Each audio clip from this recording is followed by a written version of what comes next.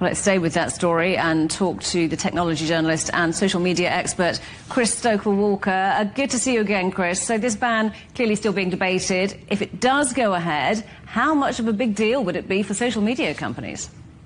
And an absolutely enormous deal. I mean, around about half of young children in France between the age of 9 and 17 have access to social media. It is one of the ways, as Sarah was talking about just there, that many people transact their lives at these sort of formative ages, particularly given the sort of disappearance of third spaces where people can come together and interact offline. So things like shopping centres and youth clubs start to go by the wayside. So increasingly we're seeing social media and those online spaces being where we actually start to build those connections as young people. So big impact on them, but yes, a huge impact on social media companies because of the fact that, frankly, a huge proportion of the population uses them. So how important is this particularly younger group of users for these social media companies? Where do they sit in their business model?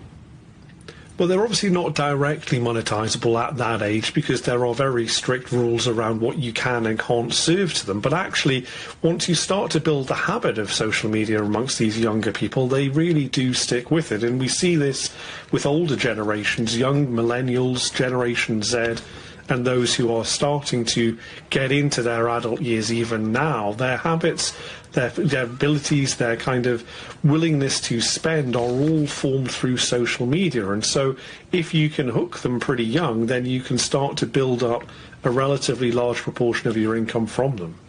So again, this is still being debated. It hasn't been passed. We have had Australia, though, already ban social media for young people. The UK is said to be considering something similar. Does this look like a few outliers or more like the start of a movement?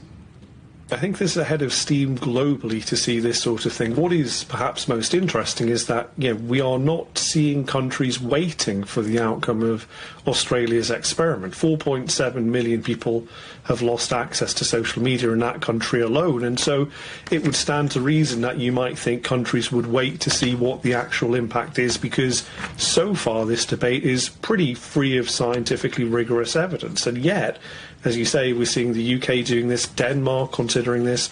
I know that Germany and Spain and Italy are also thinking of similar measures. So, yes, it looks like this is going to become the norm in the year to come. So if you're a social media company, you're presumably feeling slightly worried about this. Is there anything that they can do to influence these kind of decisions, lobby their case?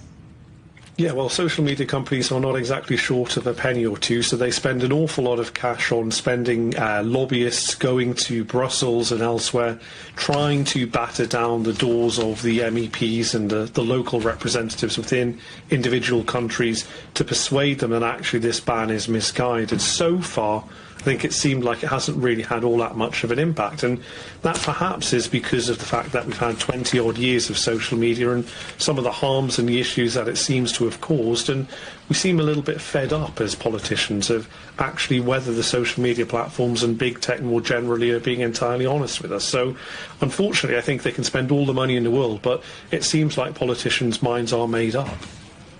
Chris, great to talk to you. Thanks for coming back on the programme. That's the technology journalist Chris Stokell-Walker.